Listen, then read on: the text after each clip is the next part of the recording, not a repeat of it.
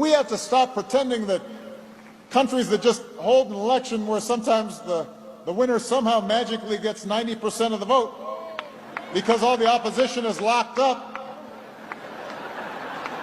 or can't get on TV is a democracy. Democracy depends on strong institutions, and it's about minority rights and checks and balances and freedom of speech and freedom of expression and a free press and the right to protest and petition the government and an independent judiciary and everybody having to follow the law.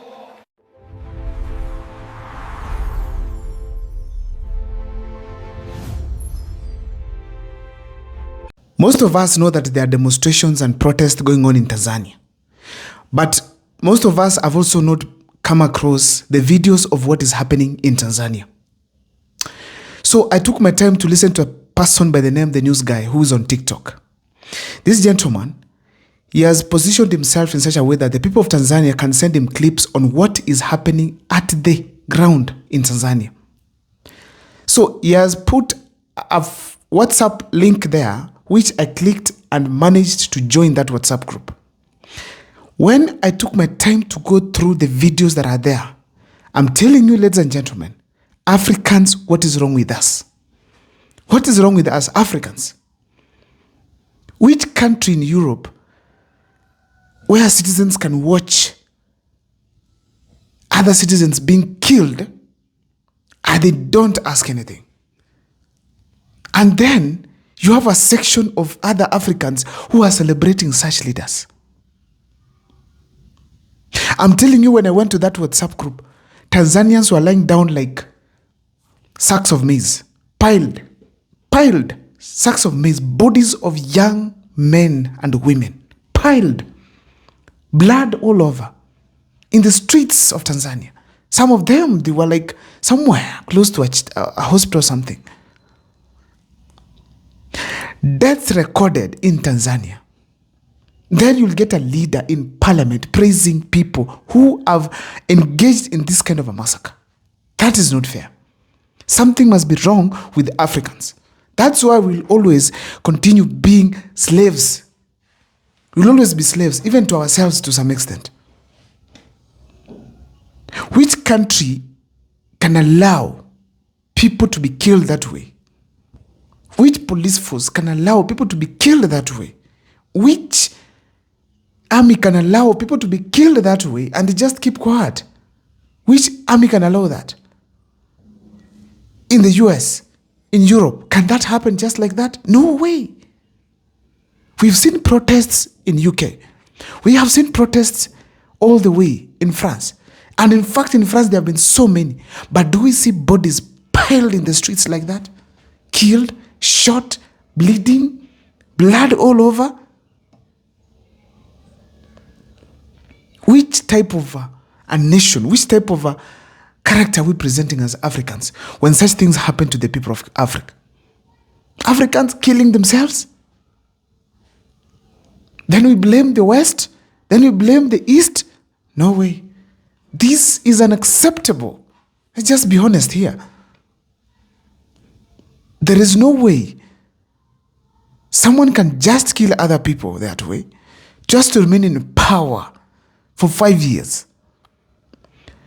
You have kids in your home, then you allow other kids to be killed like chicken, slaughtered in the streets of Tanzania? No way. No way. We need to stand with the people of Tanzania. Lazima tujiunge na wenzetu wa Tanzania, tusema hapana. When we had protests here in the country, some of us were killed. Some of us survived. Some of those were abducted. And some Tanzanians were like, this is not fair, some of them. But the majority did not understand what is happening here. But as Kenyans who know what this is, let's stand against it. Let's stand with the Tanzanians. And this message has to go really to the president of Tanzania, Mama Samia Suluhu. That is not expected from a woman. No way. That is not expected from a woman. Women in leadership, they need to be tolerant. You put in jail people who are supposed to be opponents. Then you call yourself a leader. You ensure that every strong opponent is in jail. Then you go to the ballot. Against who? After that has happened, people come out and raise their voices. They get slaughtered in the streets of Tanzania. That is not fair. As a president, more especially a mother, you should not allow bloodshed in your country. You should not allow bloodshed. The anger in Tanzanians is as a result of the actions of the leaders. Very clear. Let us all admit that. The Tanzanians did not just come up to protest because they felt like it's something they need to do to enjoy themselves. No. These have been very peaceful people. The Tanzanians came out to the street to demonstrate simply because of the actions by their leaders, led by the president. Period. Threats here and there. I'm getting even abductions are there probably. That is not the Africa we want. But now, East Africa. East Africa. East Africa. We have very wrong leaders. We are at a better position to be the best in Africa as East Africa. But we have the wrong leaders in power across all the countries in East Africa. There's no better evil there. All of them are not good leaders. In Uganda, one does not want to become a retired president. In Kenya, there's no raising your voice.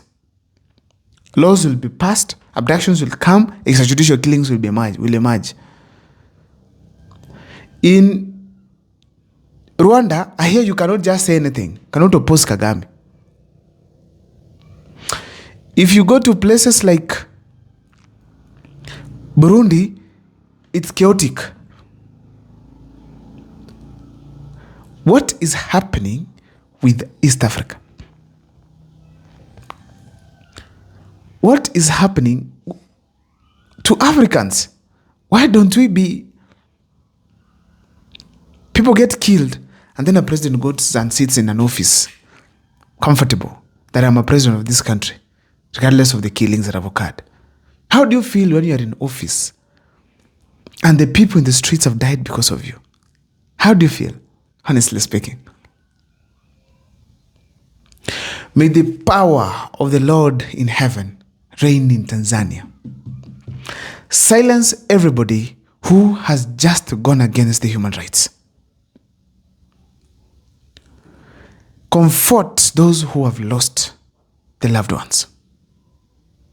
Protect those who are alive, championing for the interest of the people of Tanzania. Retain the dignity of the people of Tanzania.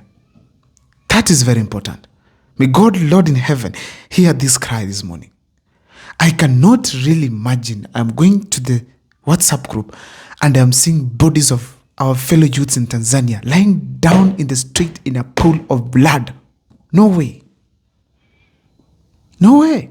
Then let's all die and leave only the leaders to survive so that these leaders can be in charge of the entire country. Let the Africans in Kenya to all die so that we can leave the leaders alone. Let those of Tanzania die. Then we leave the leaders alone so that we know nobody is suffering with their leadership. Because when they raise their voices, either way we will die. So that they are left to be in charge of these countries and enjoy themselves. So that tuachie tu nchi, ikuwe ni nchi yao. Yes. So that they can be presidents forever. If we are alive, it's expected of us to raise contrary voices.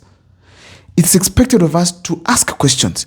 But when we ask questions and then people die this way, then let us all die and leave them these countries. Wakae nazo. Uganda sisi wote Mungu atumalize. Wabaki na Uganda. Museveni wabaki na country. In Kenya tuachie Ruto. In Rwanda kila mtu achie Kagame. So that they can be in charge of whatever they want. Because we cannot just watch Kenyans, Tanzanians. people lying in the streets in the pool of blood simply because of asking pertinent questions to the leaders and to the presidents who are in power. The bloodshed that we are now seeing in Tanzania, someone will pay for it. The God in heaven, Allah, is watching. Someone will pay for it.